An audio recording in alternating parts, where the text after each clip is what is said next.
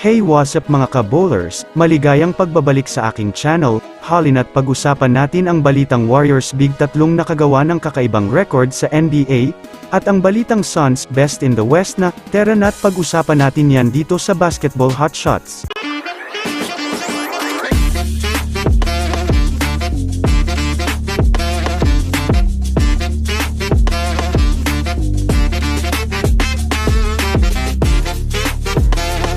Una nga tayong ako sa balita sa kupunan naman ng Phoenix Suns. Well, matapos nga po ang trade kay Damian Lillard, nakakuha na naman nga mga ka-bowlers, ang Phoenix ng mga matitinik na mga player na sina Joseph Nurkic, Grayson Allen at Keon Johnson.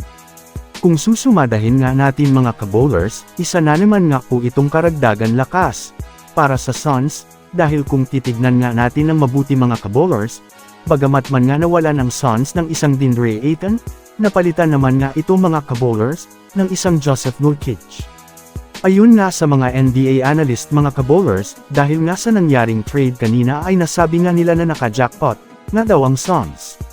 Samahan mo pa ng kanilang mga bagong role players, at mga star caliber ay di hamak na solid na nga po, sa ngayon ang kanilang lineup. Alam naman nga po natin nagigil makabawi ang Phoenix Suns, sa Denver Nuggets matapos talunin sila, sa second round ng playoffs. Kaya naman nag-rebuild ang Suns ng panibagong lineup, upang magawa nga nila, na makakuha ng kampyonato next season.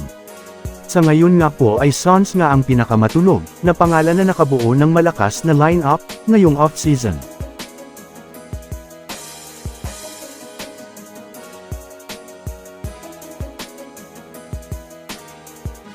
Ako naman tayo sa balita sa kupunan ng Golden State Warriors.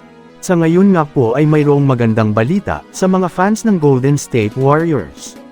Para nga sa kaalaman ng lahat mga ka-bowlers, kinuha nga ng Warriors, itong si Rudy Gay, para sa isang year contract. Ngunit bukod pa dyan mga ka-bowlers, pinarangalan nga ang Big Tatlo ng Warriors, na sina Draymond Green, Klay Thompson, at Stephen Curry ng longest tenured active NBA players with the same team, na ibig sabihin mga ka-bowlers na sila nga po ang mga pinaka-loyal na mga manlalaro na hindi pa rin lumilipat sa ibang kupunan, sa loob ng mahabang panahon. Alam naman nga po natin na magmula nga po nang magsama-sama itong tatlo, ay marami na nga silang nagawang history, sa NBA at maging sa kanilang kupunan na Golden State Warriors. Bukod pa dyan sila rin nga po ang may malalakas na impact sa team. Kaya naman masasabi natin, isang malaking bagay nga ang award na ito sa kanilang tatlo. So that's it for today's video mga ka-ballers. Yan lang ang ating pag-uusapan sa ngayon. Pindutin na ang subscribe, and hit nyo na rin ang notification bell, para sa mga susunod na update sa mundo ng basketball. Again, this is Basketball Hot Shots. Thanks for watching.